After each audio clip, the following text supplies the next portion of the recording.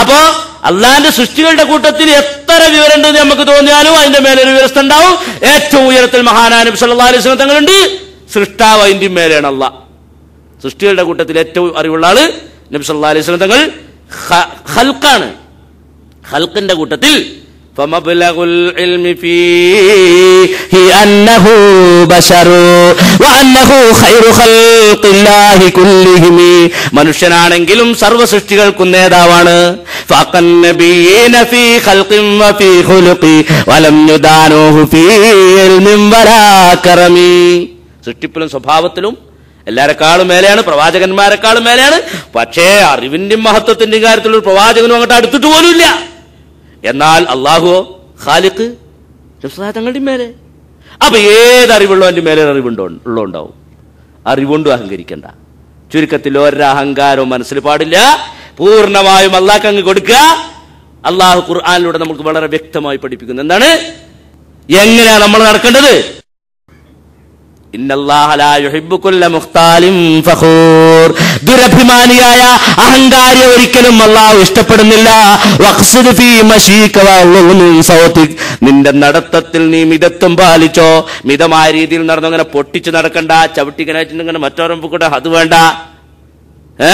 പെണ്ണുങ്ങൾ പ്രത്യേകം ശ്രദ്ധിക്കുക. പെണ്ണുങ്ങളോട് പ്രത്യേകം പറഞ്ഞിട്ടുണ്ട്, നിങ്ങൾ ജനങ്ങൾ കാണാൻ വേണ്ടി കാലടിച്ച് നടക്കരുത്.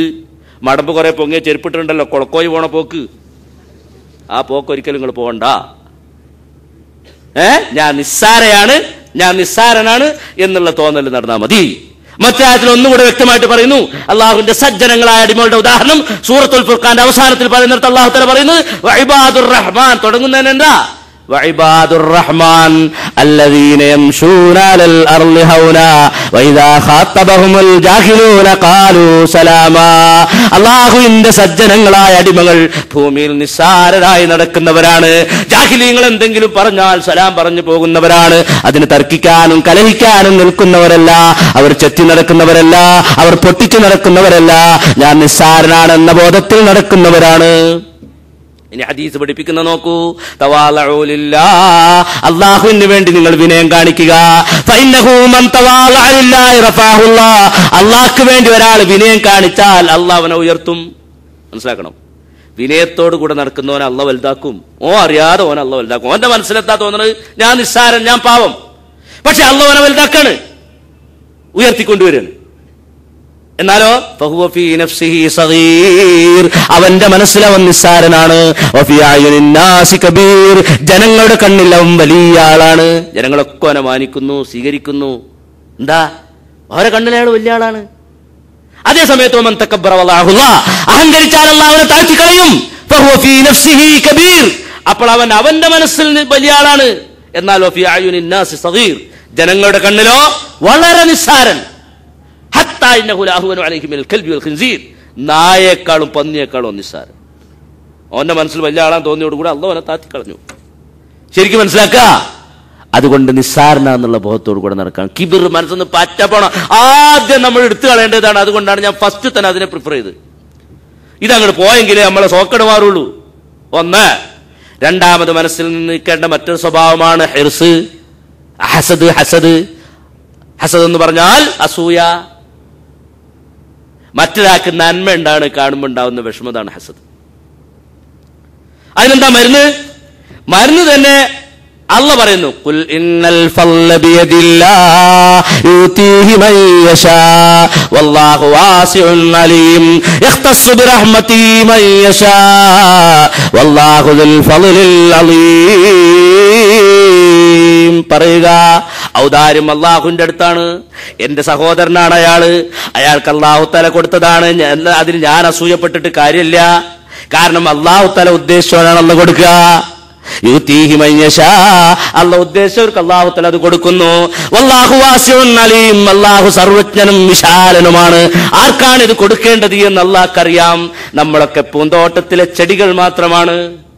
ഒരു ചെടി, പൂന്തോട്ടത്തിൽ ചെടിയെ വളർത്തുന്ന ഒരാള്, അയാളിങ്ങനെ ചിന്തിക്കാണ്, ഇതാ ആ ചെടി അവിടുന്ന് പറിച്ച് പിഴുതെറിയണം, മറ്റേ ചെടി അവിടെ ഉണ്ടാകാൻ പാടില്ല, അത് അപ്പുറത്തേക്ക് മാറ്റണം, ഇതിന് കുറച്ച് കൂടുതൽ വെള്ളം കൊടുക്കണം, അതിന് കുറച്ച് നന്നായിട്ട് വളം ചേർക്കണം. ഇതൊക്കെ എന്താണ് ചിന്തിക്കുന്നത്? അയാൾക്കറിയാം ഏതിനാണ് ആവശ്യമുള്ളത്. ആ കൂട്ടത്തിലൊരു ചെടിക്ക് തോന്നുക, ഒരു ചെടിക്ക് ഇങ്ങനെ ചിന്തിക്കാനൊക്കെ ഉള്ള ഇതുണ്ടായിട്ട് കയറി തോന്നുക, എന്താ ഇയാൾ എന്ത് വിഡ്ഢിയാണ് ഇയാൾ കണ്ടോ അതിന് വെള്ളം കൊടുക്കണ്, ഇതിനെ പറിച്ചെറിയണ്, അത് കട്ട് ചെയ്യണ്, ഇത് മുറിക്കണ്, ഇതങ്ങോട്ട് നീക്കണ്, അത് എന്താ പരിപാടി, ഇയാൾ മഹാമന്ദനാണല്ലോ എന്ന് ചിന്തിച്ചു പോയാൽ വല്ല അർത്ഥമായിട്ടുണ്ടോ? കാരണം ആർക്കാ കൊടുക്കേണ്ടത്, ഏതിനെ വളർത്തേണ്ടത്, ഏതിനാണ് വളമ കുറവുള്ളത്, ഏതിനാണ് വെള്ളം കുറവുള്ളത്, അതുപോലെ തന്നെ കട്ട് ചെയ്തിട്ട് ഭംഗി കൂട്ടാൻ ഏതിനാണ് കട്ട് ചെയ്യേണ്ടതൊക്കെ അവനറിയാം. എന്നതുപോലെ ഈ പൂന്തോട്ടത്തിൽ ആരെ ജീവിപ്പിക്കണം, ആരെ മരിപ്പിക്കണം, ആർക്ക് കൊടുക്കണം, ആരെ കുറക്കണം, ആരെ താഴ്ത്തണം, ആരെ പൊക്കണം എന്നൊക്കെ ഉള്ളത് അല്ലാഹു തആലക്കറിയാ. അത് അവന്റെ മാത്രം അധികാരവുമാണ്. ഈ ലോകത്ത് അല്ലാഹു തആല അങ്ങനെയാണ് കൊടുക്കുന്നത്. സ്വർഗത്തിൽ അല്ലാഹു തആല എല്ലാവർക്കും വെറും സന്തോഷം മാത്രം തരാമെന്ന് ഏറ്റിട്ടുണ്ട്.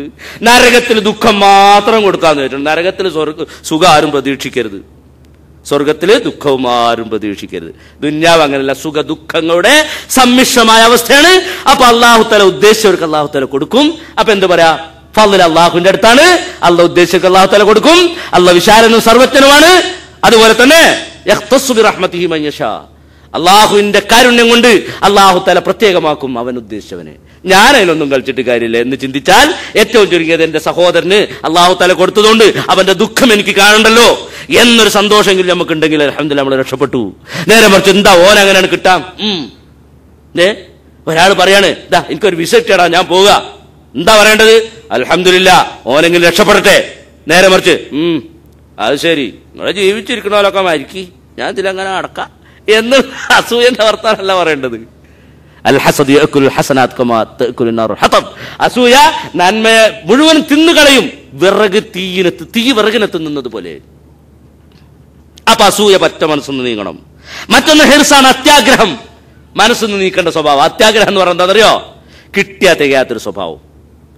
എത്ര ആരും തോന്നാൻ പോരാ പോരാ പോരാ പോരാ പോരാ പോരാ ഒന്നും മതിയായി തോന്നുന്നുണ്ട്. കോടിക്കണക്കിന് രൂപ ഉള്ളവരും പിന്നെയും പോരാന്ന് പറഞ്ഞ നടക്കുകയാണെങ്കിൽ ഓനല്ലേ ഫക്കീർ. ഫക്കീർ എന്ന് പറഞ്ഞാൽ ആരാ? കിട്ടിയതുകൊണ്ട് തികയാത്തോൻ അല്ലേ? ഇവനല്ലേ ഫക്കീർ? എന്നിട്ട് അള്ളാഹുവിന്റെ മാർഗത്തിനൊക്കെ വിട്ട് അള്ളാഹു തആലക്ക് ഇഷ്ടപ്പെടുന്ന സംഗതിയൊക്കെ വിട്ടിട്ട് മുതലുണ്ടാക്കാൻ നടക്കാൻ, നോമ്പ് നോൽക്കാനോ ഒഴിവില്ല. കാരണം കാശുണ്ടാക്കാൻ പോണം. അവിടെ 4000 വാഴ വെച്ചിരിക്കുകയാണ്, ലോൺ എടുത്ത് വെച്ചതാ. അത് കിട്ടിയിട്ട് വേണം കടം വീട്ടാണ്ട്, പണയം വെച്ചത് എടുക്കാണ്ട്, പിന്നെ അതുപോലെ തന്നെ മകൻ പെണ്ണ് കാര്യം തീർത്തി ഒരു കാശ് കൊടുക്കാണ്ട്, തലാക്കല്ലിന്റെ വകയിൽ കുറച്ച് കൊടുക്കാണ്ട്, ഇത് കൊടുക്കണം. ഒക്കെ കഴിഞ്ഞിട്ട് വേണം ഊട്ടിക്ക് കുട്ടികളൊക്കെ ഒന്ന് കൊണ്ടുപോകാൻ. എന്നിട്ട് പോൻ ജീവൻ കളഞ്ഞ് ഓടാൻ, നിസ്കരിക്കാൻ നേരല്ല, ഓതാൻ നേരല്ല, ഒന്നിനും ഓനെ നേരല്ല, ഓൻ പോൽക്കാനോ നേരല്ല. ഓന്റെ ധാരണ ഇതുമല്ല നമ്മളെ ജീവിതം എന്നാ. ഇങ്ങനെ പച്ച പിടിച്ച് ഇങ്ങനെ വരുന്ന കാണുമ്പോ മറ്റവരോട് ഇങ്ങനെ പറയും, നോക്കടാ ഇങ്ങനെ ഉണ്ടാക്കുക കേട്ടോ, ഇങ്ങനെ ഉണ്ടാക്കുക, ഇങ്ങനെ നിക്കറ്റ് നോൻപോറ്റും നടന്നോ. അങ്ങനെയൊക്കെ ഇങ്ങനെ വളർന്നു വരിക. കുഞ്ഞിന്റെ കൈയും പിടിച്ചിട്ട് ഇങ്ങനെ പോവുക തോട്ടത്തിൽ കൂടെ. ഇങ്ങനെ പോകുമ്പോ കുട്ടി ചോദിക്കാ, വാപ്പാ ഒരു വാഴക്കം അങ്ങോട്ട് തരുമോ? മോനെ അതൊക്കെ പേത്തിട്ട് തരട്ടാറും സമാധാനിപ്പിച്ച് നിർത്തി. ഏതായാലും ഇതിങ്ങനെ വലുതായി വരുന്നതിന്റെ അടിയിൽ കൂടി ഒരൊറ്റ കാറ്റ്. ഒരു ദിവസം നേരത്തെ ചെന്ന് നോക്കുമ്പോൾ മുഴുവൻ സുജൂദില അങ്ങനെ കിടക്കും.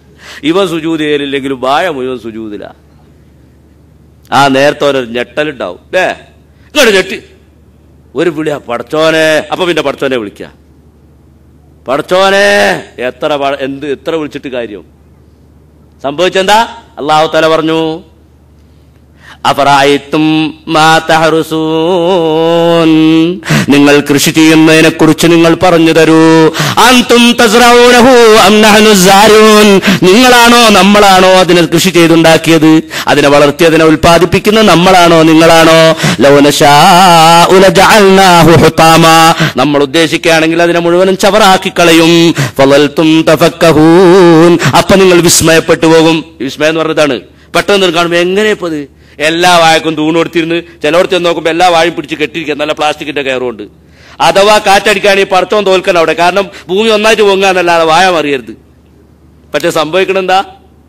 അള്ളാഹ്ക്കെന്ത് ഒരു കാറ്റടിച്ച 2 സെക്കൻഡ് കാറ്റിനും ലോകം മുഴുവൻ നശിപ്പിക്കാൻ കഴിയുന്ന അല്ലാഹു തആലക്ക് എന്താ ഇത്? ഓൻ അത്ഭുതപ്പെടാണ്, വിസ്മയപ്പെടാണ്. പിന്നെ അങ്ങനെ കുറച്ചു നേരം കഴിഞ്ഞിട്ട് സമനില അങ്ങനെ വീണ്ടെടുക്കുമ്പോ ഓൻ പറയാ, ഇന്നാലമൂറമൂൻ, കടത്തിൽ പെട്ടുപോയല്ലോ, ലോൺ എടുത്ത് കണ്ടാളെ വായിച്ചത്, ഇനിയിപ്പോ എന്താ ചെയ്യാ? അതൊക്കെ പോട്ടെ, എന്റെ കുട്ടി ഒരു വായക്ക ചോദിച്ചപ്പോ ഞാൻ പറഞ്ഞു പോത്തിട്ട് തരാന്ന് പറഞ്ഞ് നിർത്തിയതാ, കൊടുക്കാൻ പറ്റിയില്ലല്ലോ.